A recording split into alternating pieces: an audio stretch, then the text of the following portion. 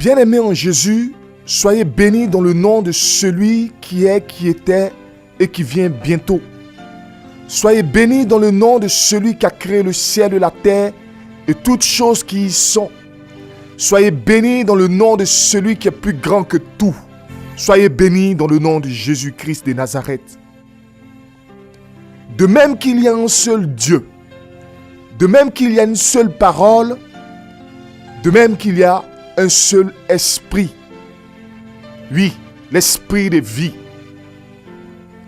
Bien-aimés, le message que vous êtes en train d'attendre à l'instant même, ce message que vous êtes en train d'écouter, il y a une seule personne sur cette terre qui est digne d'en parler de ce message, car Dieu l'avait choisi et Dieu l'a choisi avant même le sein de sa mère.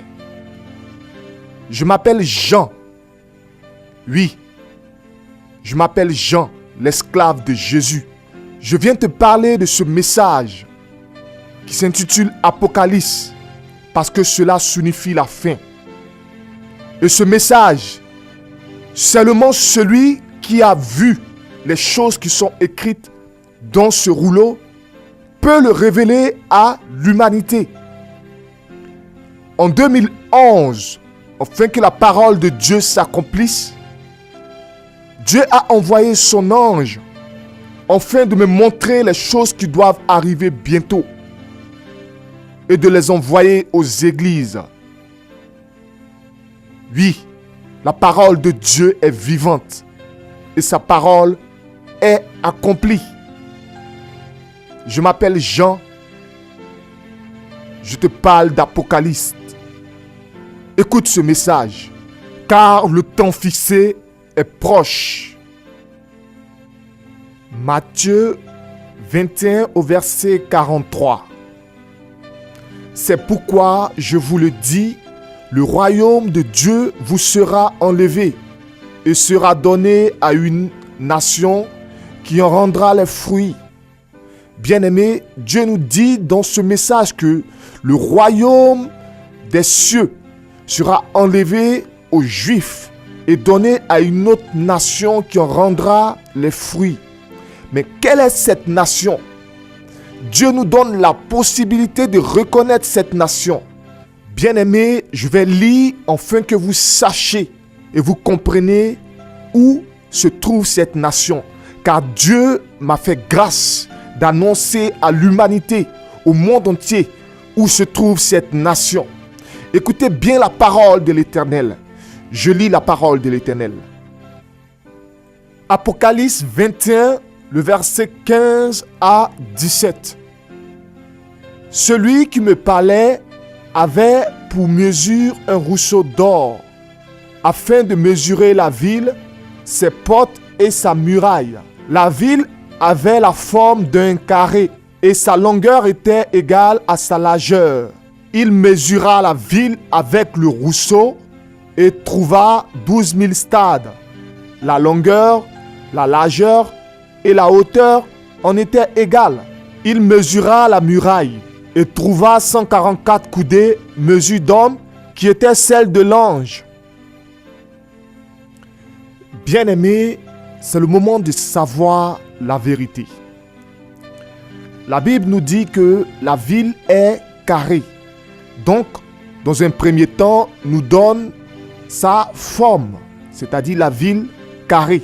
Ce pays que l'Éternel a choisi, ce pays est carré. Dans un deuxième temps, Dieu nous dit que sa longueur est aussi grande que sa largeur. Mais dans un troisième temps, Dieu nous donne une autre formule afin de la reconnaître. Il nous dit la longueur, la largeur et la hauteur sont égales. Et nous savons bien que une ville carrée ne peut avoir longueur, largeur et hauteur en même temps. Ce n'est plus un carré, mais ça devient un cube.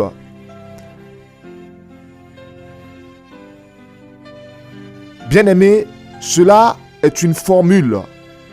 L'Éternel a dissimulé cette formule dans la Bible afin que seulement celui à qui Dieu fera faveur dans les derniers temps de révéler ce message à l'humanité. Car c'est un message, je vous dis, ce message est l'un des derniers messages de ce monde. Alors, le livre de Révélation, il s'intitule Révélation parce que il a été révélé. Il s'intitule Apocalypse parce que ça signifie la fin.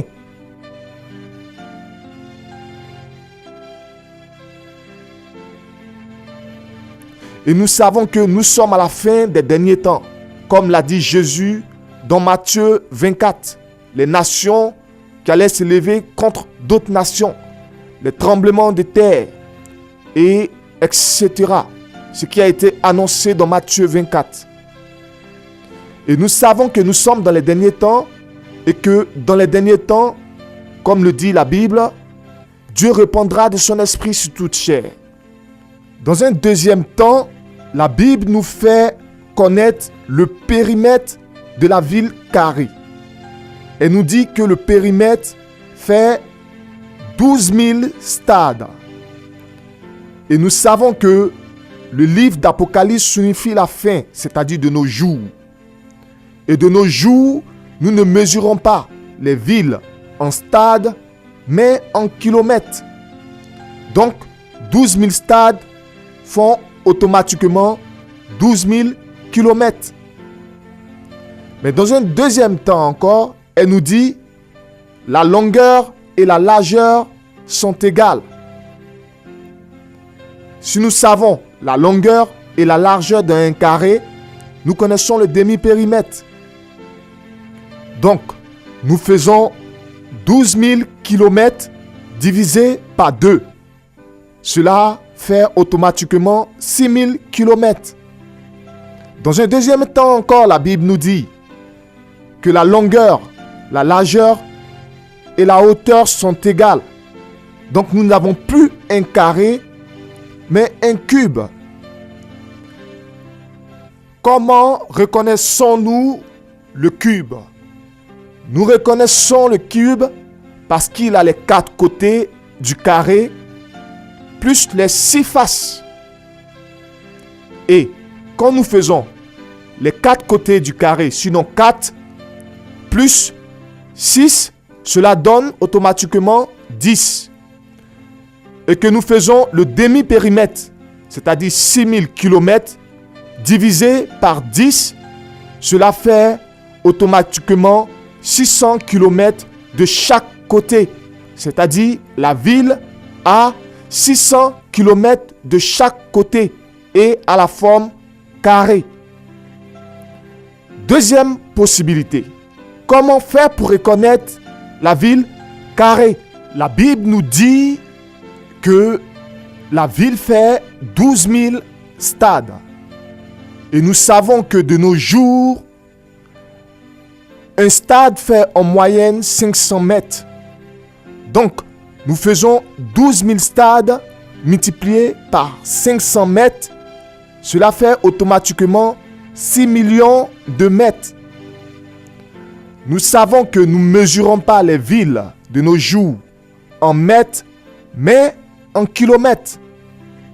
Donc, nous faisons 6 millions de mètres divisé par 1000 pour en savoir combien de kilomètres cela fait. Donc, 6 millions de mètres divisé par 1000, cela fait automatiquement 6000 kilomètres. La Bible nous dit dans un deuxième temps que la longueur, la largeur et la hauteur sont égales. Donc, nous n'avons plus faculté de carré, mais un cube.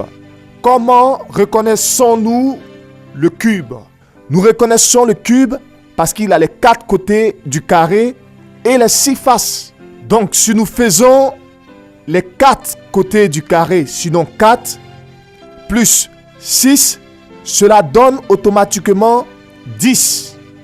Et si nous faisons 6000 km divisé par 10, cela donne 600 km de chaque côté, la ville carrée. Cela est la deuxième possibilité. Troisième possibilité. Troisième possibilité, comment reconnaître la ville carrée? La Bible nous dit dans un deuxième temps que la longueur, la largeur et la hauteur sont égales. Vu que la ville est carrée, sachant la longueur, la largeur et la hauteur, nous avons faculté de cube. Et nous savons que le cube a 24 arrêts. Donc nous faisons les 24 arrêts du cube moins les 4 côtés du carré. Cela donne un total de 20 arrêts. Donc 12 000 stades, le périmètre de la ville, divisé par les 20 arrêts, nous avons 600 km de chaque côté. La ville ne peut faire que 600 km de chaque côté. Parce que Dieu ne fait rien sans que ses enfants ne sachent. Il dit, c'est à partir de cette ville-là que nous allons reconnaître et nous allons savoir qu'est-ce que Dieu veut faire. Voilà pourquoi Dieu m'envoie vers vous, vous parler de ce message. Alors, les coudées, nous savons qu'un coudé égale à 45 cm en moyenne. Donc, 144 coudées multipliées par 45, nous voyons, ça fait exactement 64, c'est-à-dire la muraille, parce que la ville sera muraillée dans peu de temps. Voilà. Cela est la ville carrée. Mais où trouver cette ville carrée? Comment la trouver?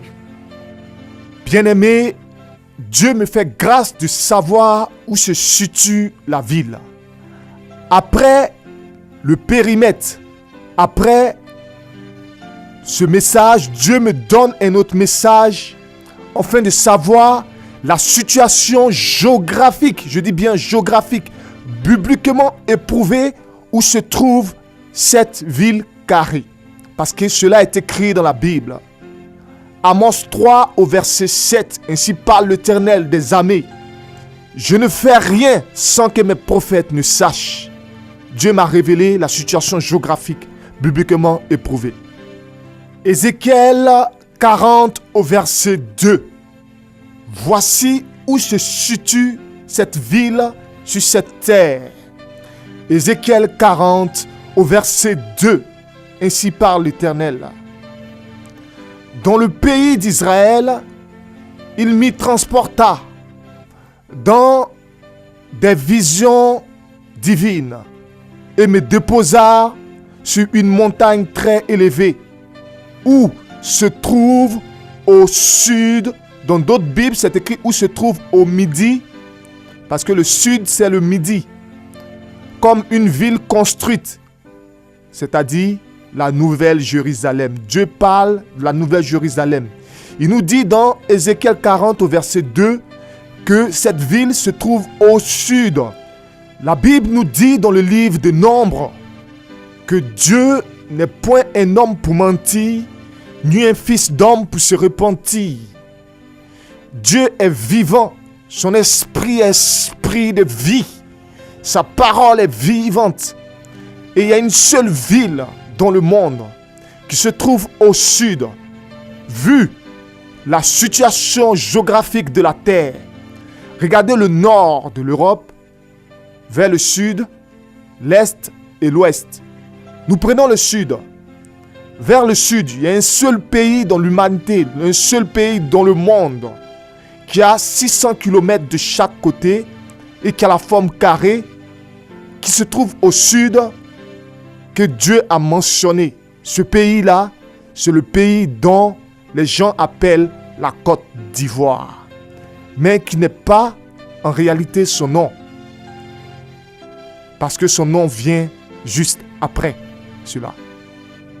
Bien-aimé, c'est ce pays-là que Dieu a choisi. Avant même que les colons ne divisent l'Afrique en petits morceaux, Dieu dit, moi, l'Éternel, j'ai une côte, j'ai une nation, j'ai un pays qui a 600 km de chaque côté et qui se trouve au sud. Bien-aimé, ce pays a été choisi, oint par l'Éternel, depuis Jérémie, depuis les prophètes jusqu'à nos jours. jusqu'à l'Apocalypse. Ainsi parle l'Éternel des armées, qui a fait toutes choses en son nom, qui a fait toutes choses par sa parole. Dieu vivant est son nom. Bien-aimé, et quand Dieu me révèle ce message et qu'il me montre la ville carrée qui a 600 km de chaque côté et sa situation géographique, je demande à Dieu de savoir